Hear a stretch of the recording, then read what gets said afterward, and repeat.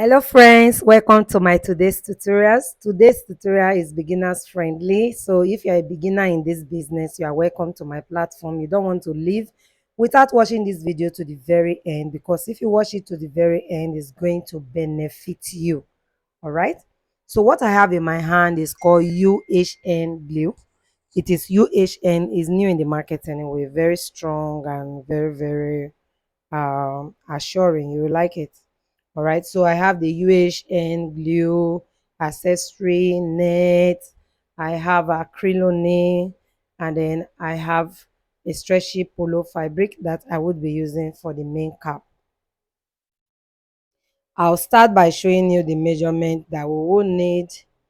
I'll explain the measurement as we proceed in the video anyway.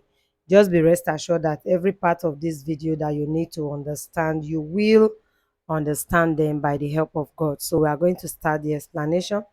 First of all, I use 28 inches by 28 inches to create the body pleat, and very importantly, you have to know the right side of your fabric. All right, so when you see me stretching, the first side was not really like allowing me to pull, but the second side was very stretchy, and that happened to be the right side of the fabric, especially for the purpose of turban. Then after that, we go ahead to create our body pleat. To create the body pleat is very easy. All you need to do is just keep folding in about 1.5 inches, and then you do a running stitch on top of it like you see me doing now. So what I am doing now, I'm going to continue it throughout the 28 by 28 inches. That is, I'm going to sew the body pleat on the entire material. Right, so while you are sewing it, you don't want to take too small and you don't want to make it too big. So like, let's just say 0.3 inches is okay to top stitch, and that's what I did on the entire fabric.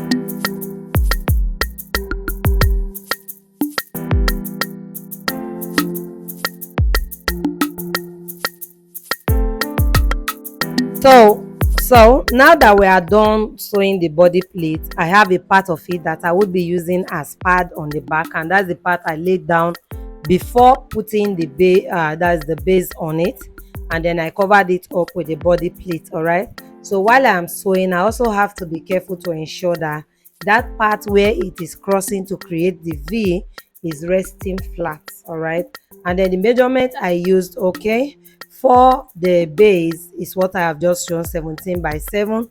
It means that on a fold it will be 17 by 3.5. So after that, it will be time for us to close the turban. Now, closing the turban, I have seen from so many casual turbans I see in the market that a lot of persons make some mistakes that are unnecessary. All right, so when you want to close your turban, it all depends on the edge size of your client. If your client edge size is, for instance, 22 inches, it means you can close a stretchy fabric using 10.5 inches. Okay, and if your client's edge is up to like 24 inches, which is on the big side, it then means that you can close with 11 or 11.5 inches. Now that only applies to the beginning of the turban, which is the base. You can see where I'm sewing there. So to make this turban, I mean, very comfortable on your client's head, especially clients that go about with braids and all this kind of full sort of weave on, you need to make the cap comfortable for them so that their own hair can fit into the turban without any stress. So that is why you need to give an extension to where you are closing, so that the head base is 10.5 does not mean that the whole body of the turban should be 10.5. So it means that if you start with 10.5 at the beginning, you can extend it to become like 14 at the middle. All right, you can extend it to a like 14, so it is just like closing with 10.5 by 14. Okay, 10.5 by 14. So it will allow your client's hair to fit in properly, and it will not inconvenience your client. All right, take note of this part as a beginner, please.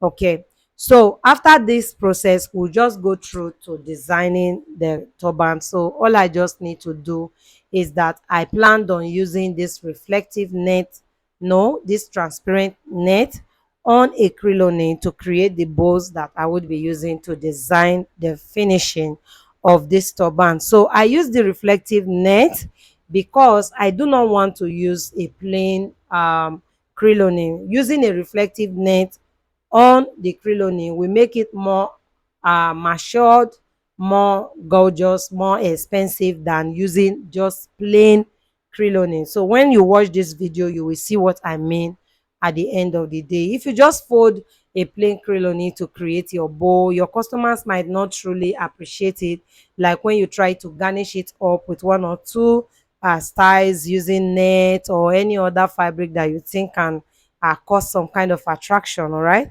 so I used the transparent net and it came out gorgeously. Right, so at this point I brought the cap because I am done sewing, and I also took it to the interlock machine to also interlock. They call it weaving machine as well. All right, so after weaving, you have it looking very neat and decent, nice. All right, so your finishing should be one thing that you give a lot of attention to. So after that, I sewed the net close, and the size of your net practically depends, sorry, the size of this net, that is this net on my hand that you make, depends on your crinoline size. You know, crinoline comes in different size, and you can decide to use any of these crinolines. So depending on the crinoline you are using, that is how also you will sew the net. If you are using, for instance, there is 4 inches, there is 6 inches, 3 inches, there is 2, there is 1, there is even half inch of crinoline now. So that's why your length, your width should be determined with the size. Just measure the size of your crinoline to determine your width. All right, so we are done fixing the crinoline into the net. We'll start to create the patterns and then begin to stitch them. All right, so I like sewing it, preparing the design on my own hands before transferring it to the turban. So I don't just like fixing on turban direct. All right, because you might have one or two corrections that you want to make. If you're already fixing directly, it might cause some kind of holes in your material, and you don't want that to happen. Okay, so that's why I normally style it on my hands, and then from my hands I transfer it to the turban and just look for the appropriate position I feel like resting it on, and then I rest it on it, and that will be all right. So this is just it. All right, I just chose the multicolored accessory, because it's black. This accessory also have a plain black one, it has multicolored, and it has different colors. All right, so depending on the color of fabric you are working with, then you can choose the accessories you want to buy. You can find it in the market, especially in places where they sell accessories for tailoring, that is fashion design accessories. Okay, so you can always find it in the market there. All right, so what I did was to just transfer it into it by sewing it on it directly.